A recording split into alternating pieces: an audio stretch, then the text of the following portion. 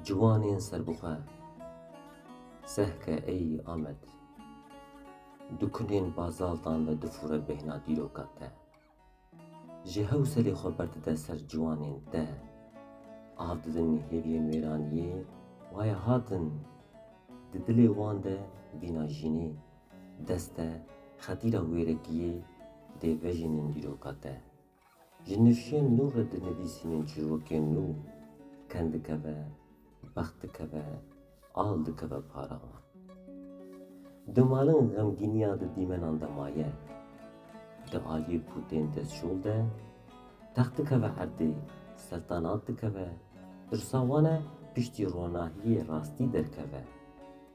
Bi ava Dîclê diçînin tovên rizgariyê, dengê dêr û mizgeftan wan mezin dike, pişt re xatir dixwazin, xwe dispêrin enzelê.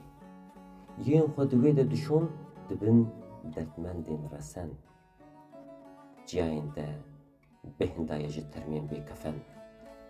Li pê heyfa wan dikeve warisên serbixwe, Tola Qazî, Seyid û her du Seîdên te. Raweste ey Amed, ev çi ruhekî bihêz e xwe li her çar deviyên te girtiye?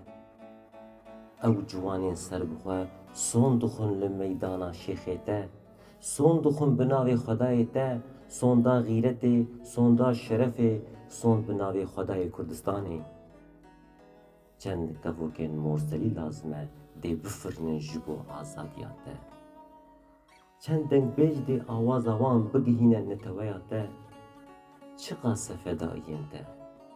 Çend hezare qelenê te?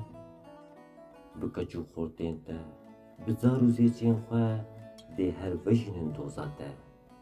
Dilniya me ey Amed, eşem jînda, weşanxaneyê dozê ji pirtûka çilû yek car.